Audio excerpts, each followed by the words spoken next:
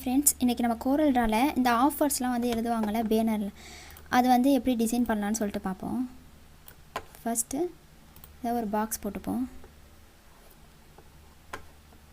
இதுக்கு வந்துட்டு ஒரு எல்லோ இல்லை ப்ளூ ஏதாச்சும் எல்லோன்னு கொடுத்துப்போம். இப்போ இதில் நான் வரைகிற மாதிரியே வரைஞ்சிக்கோங்க.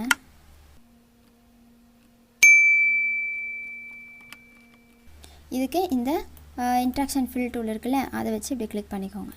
கிளிக் பண்ணிவிட்டு இங்கே வந்து நல்ல ப்ளூ கொடுத்துருங்க. இங்கேக்கு வந்துட்டு டார்க் ப்ளூ கொடுத்துக்கோங்க. கொடுத்துக்கிட்டு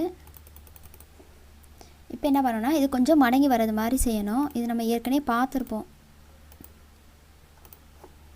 இதுக்கு ஒரு டார்க் நீளம் கொடுத்துரும். இது வந்து ஷேப் டூல் வச்சு இங்கே வச்சுட்டு கொஞ்சம் கர்வ் மாதிரி கொடுத்துக்கோங்க.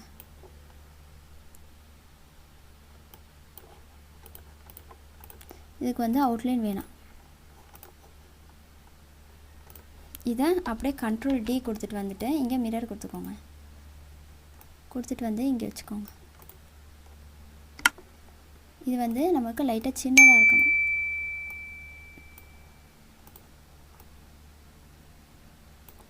நமக்கு வந்து அங்கேருந்து அது கொஞ்சம் அப்படியே மடங்கி வர்றது மாதிரியான ஒரு எஃபெக்ட் கொடுக்கும்.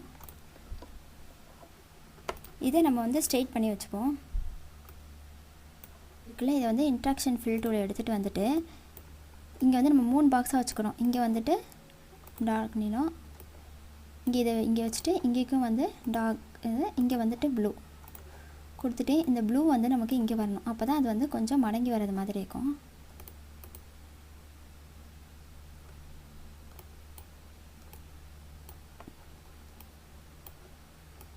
இந்த இடத்துல நம்ம எடுத்துகிட்டு வந்து கட்டாக வச்சிட்டோம்னா அது கொஞ்சம் நம்மளுக்கு மடங்கி வர்றது மாதிரி தெரியும்.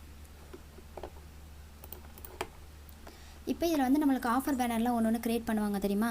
அது 50% ஆஃபர்,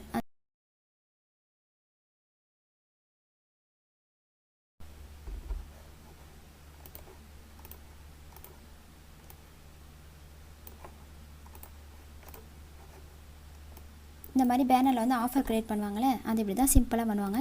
இது வந்து அவுட்லைன்லாம் வந்து இருக்கக்கூடாது. இதுக்கு நம்ம ஒயிட் கலர் கொடுத்துருவோம். அப்போ தான் இது நம்மளுக்கு நல்லா அழகாக தெரியும். இப்போ இதுக்கு வந்துட்டு லைட்டாக ஷேடோ கொடுத்துப்போம். ஸ்மால் க்ளோன்னு கொடுங்க. கொடுத்துட்டு இதை லைட்டாக இங்கே தெரிகிற மாதிரி நல்லா வச்சுக்கோங்க. இதுக்கு வந்துட்டு நம்ம ஒயிட் கலர் கொடுத்துப்போம். இதுக்கு வந்துட்டு ஒரு ரெட் கலர் மாதிரி கொடுத்துப்போம். கொடுத்துட்டு இதை நம்ம இப்படி நீட்டாக வச்சுட்டு அதில் எழுதிக்கிட்டாலும் சரி, இல்லை இப்படி கொஞ்சம் அழகாக நம்ம ஏதாவது பண்ணிக்கிட்டாலும் சரி. இது நம்ம பண்ணுற டிசைன். இப்போ ஒரு பேனர்லலாம் இந்த மாதிரி வந்து ஒரு டிசைன்ஸ் நம்ம பார்ப்போம்ல, அந்த டிசைன் ரெட் கலர் கொடுத்துட்டு இதுக்கு இதை ஒரு ட்ராப் ஷேடோ கொடுப்போம்.